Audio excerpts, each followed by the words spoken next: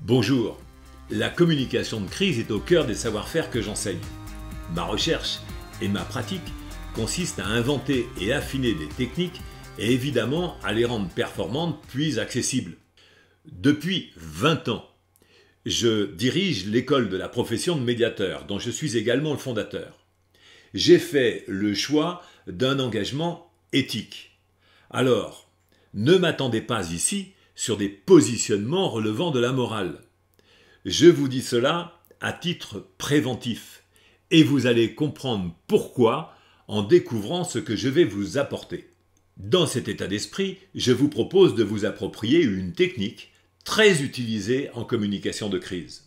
C'est une de ces techniques du genre tout-terrain des relations quand on veut faire passer des vessies pour des lanternes, autant que pour séduire, pour persuader, mais aussi pour manipuler, autant que quand on veut qu'un projet soit bien animé, que les protagonistes soient impliqués, volontaires, déterminés pour que ça aboutisse. Ainsi, c'est comme un marteau.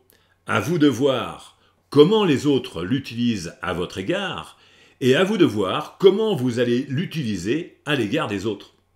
Vous savez ce que c'est que de vouloir faire passer une idée.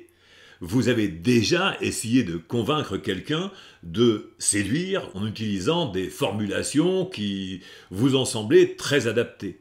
Vous avez sans doute voulu faire adhérer quelqu'un à une idée, à votre idée, bien sûr.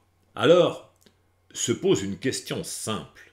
Comment pouvez-vous augmenter votre capacité de persuasion et surtout, sans trop changer de manière de penser, c'est-à-dire sans trop d'efforts? Il existe une technique sur mesure, connue par certains, mal utilisée par des gens qui imaginent la maîtriser et qui, malgré tout, atteignent des résultats stupéfiants. C'est en effet très facile de profiter de la passivité intellectuelle de beaucoup de personnes pour emporter leur adhésion. Mais il faut aussi constater que la vigilance n'empêche pas de se faire embarquer. Selon le contexte, il faut savoir adapter cette technique. Quand le contexte est connoté émotionnellement, tout le monde peut se laisser embarquer. Cette technique n'est pas nouvelle, mais avec les apports de l'ingénierie relationnelle, elle est désormais mieux identifiée, plus précise. C'est un scalpel mental. Je préfère vous prévenir. Vous risquez d'être déçu. Cette déception viendra probablement avec la compréhension que des personnes vous ont convaincu avec une façon de faire, plus qu'avec de bons arguments. Vous aurez le sentiment d'avoir été manipulé.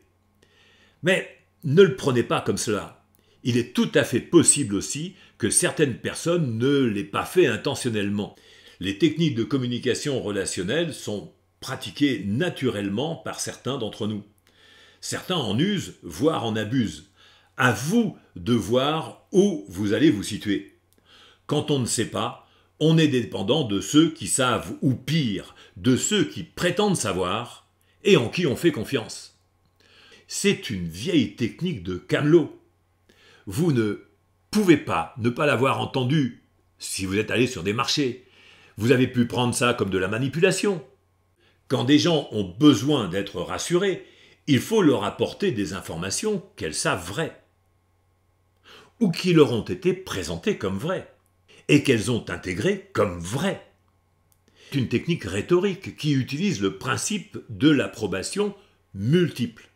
Cette technique est utilisée dans différents contextes. En hypnose, elle est appelée Yes Set, d'une série de oui. Cette technique est utilisée pour la conduite de projet, pour persuader, pour des campagnes électorales et également pour les communications de crise. Elle utilise des évidences, c'est-à-dire des truismes. Voici un exemple d'affirmation d'évidence associée. Ensuite, vous aurez droit à une petite histoire qui va vous édifier. Enfin, c'est mon objectif. Imaginez un jour de beau temps. Vous voyez la lumière du soleil, le bleu du ciel. Vous imaginez alors que vous êtes dans la nature. Alors vous voyez du vert et de l'herbe, c'est des truismes, c'est évident. Vous voyez peut-être des papillons. Imaginez maintenant que vous êtes l'hiver à la montagne. Vous regardez le paysage. Vous voyez quoi? Je vais jouer au mentaliste. vous voyez certainement de la neige et des sapins. Donc tout ça, c'est des évidences. Hein, et vous avez tendance à approuver. Ben, c'est le système dans lequel je vous propose d'aller. La technique est simple. Elle procède d'une démarche évidemment plus élaborée que le cadeau diplomatique, puisqu'elle va permettre de passer par l'approbation mentale des personnes. Alors, je vais vous raconter une histoire, donc que je vous ai promis, c'est une métaphore. Mais ne vous laissez pas bercer ici par l'idée que vous le savez déjà. Ça serait une certitude anticipée. Attendez la chute. Elle pourrait bien transformer le sort de l'humanité, voire votre propre sort, par les conséquences qu'elle a. Vous connaissez l'affaire de la vérité qui sort du fond du puits. Laissez-moi vous la détailler. C'est la vérité et le mensonge qui se sont rencontrés. Un jour, le mensonge a dit « Bonjour, la vérité, comment vas-tu ? Il fait beau aujourd'hui. » La vérité regarde, effectivement, il fait beau. Voilà, il fait beau. Elle commence par dire « Oui, en effet, la journée commence bien. » Constate la vérité. Et puis le mensonge continue, hein. T'as vu le lac, il est beau, hein. T'as vu, l'eau est plate, tout, c'est tranquille. Alors la vérité se penche, puis elle doit reconnaître aussi que le lac est comme le dit le mensonge. Et puis, alors là, le mensonge commence à s'égayer, il va dans le lac, il plonge dans le lac, et puis il dit « Ah, l'eau est bonne !» La vérité met le doigt, méfiante, puis elle constate qu'en effet, l'eau est bonne, il fait beau, c'est un beau jour. Eh bien, le mensonge est là, comme ça, jeté dans le lac, il a jeté ses vêtements, viens, nage avec moi, nageons ensemble. Eh bien, la vérité quitte ses vêtements, et puis voilà qu'elle se jette à son tour dans l'eau. Et puis, quelques instants passent, le mensonge, vous connaissez la suite, hein, le mensonge va sur la berge, enfile les vêtements de la vérité, et puis s'en va. Et la vérité, quand elle ressort de l'eau, elle a les vêtements du mensonge. Mais elle ne peut pas les enfiler. C'est pas possible. C'est pas vraisemblable.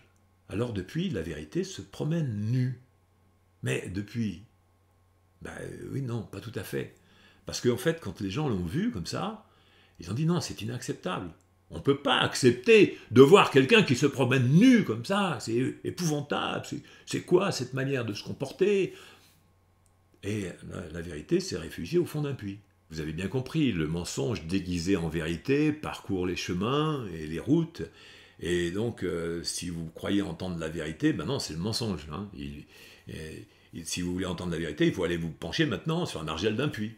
Quand certains tentent de retirer les vêtements du mensonge, celui-ci résiste bien, hein, mais même quand il n'a plus le choix, il s'en amuse, en fait, parce que c'est assez comique. Parce que, évidemment, il va être lui aussi mis à nu, mais c'est pas la vérité qui apparaît sous les vêtements que le mensonge s'est approprié. C'est toujours le mensonge. Donc il ne faut pas aller chercher la vérité sous les vêtements de la vérité, parce que c'est le mensonge qui s'est approprié. Donc ça devient compliqué, hein. Quand vous êtes confronté à une situation de mensonge, eh bien, c'est tout simplement impossible de pouvoir, à partir du mensonge, découvrir la vérité. En fait, les démarches trompeuses ne sont pas faciles à identifier. Elles sont faites d'éléments vrais, elles combinent des arguments et des intonations faits pour convaincre, elles visent à persuader avec tout ce qu'il faut pour plaire et séduire. Alors je vous propose de retenir un certain nombre de points. Pour persuader quelqu'un, il faut commencer par aligner un certain nombre d'informations vraies, peu importe qu'elles aient un lien direct ou indirect. Et là, on commence par obtenir des approbations. Ça veut dire tout simplement, je te le dis, je te dis des choses vraies, je te montre des expériences vraies, et je te fais ressentir ou tu ressens des choses que je t'indique comme vraies. Et là, je te le dis, je te le montre et je t'implique, mais en réalité, c'est un peu plus complexe que ça. Dans certains cas de crise, c'est je te le dis, je te le montre et je t'en fume. C'est pourtant la même approche que le classique de la pédagogie que l'on retrouve dans les structures et interactions en communication, de façon à aider les gens à mieux structurer leur pensée. Mais là, c'est structurer la pensée dans un objectif de pouvoir embarquer quelqu'un. Je te le dis, je te le montre et je t'en fume. C'est pas je te le dis, je te le montre et je t'implique. C'est un détournement du modèle qui permet aux gens de réfléchir en autonomie. C'est en fait une manière de gazer la pensée. Et ça marche très fort. Alors je vous propose de bien réfléchir à l'idée de vous pouvez vous l'approprier. À vous maintenant d'identifier ce mécanisme dans les discours dont a priori vous ne pouvez pas vérifier l'exactitude des arguments. Avec le mécanisme par contre, vous avez de quoi comprendre ce qui est en train de se passer. Vous reconnaîtrez au moins la technique d'enfumage. Et si vous voulez pratiquer l'ingénierie relationnelle de manière éthique, c'est possible. Rapprochez-vous de l'école professionnelle de la médiation et de la négociation, dont vous trouvez le lien ci-dessous. Donnez-moi en commentaire des exemples d'utilisation de ce mécanisme de l'approbation multiple. Vous l'avez sans doute vu en entreprise, dans les relations familiales, en pédagogie, dans la drague, dans des interviews, dans des discours électoraux, dans évidemment la communication de crise, dans la mobilisation guerrière, dans les fanatismes, dans les discours religieux. Il y a de quoi prospecter et être attentif et vigilant. Le premier travail consiste à identifier, puis à s'approprier. Et dernière chose, faites attention à ce que notre liberté, qui se promène toujours un peu dénudée, ne se retrouve pas au fond d'un puits. Merci.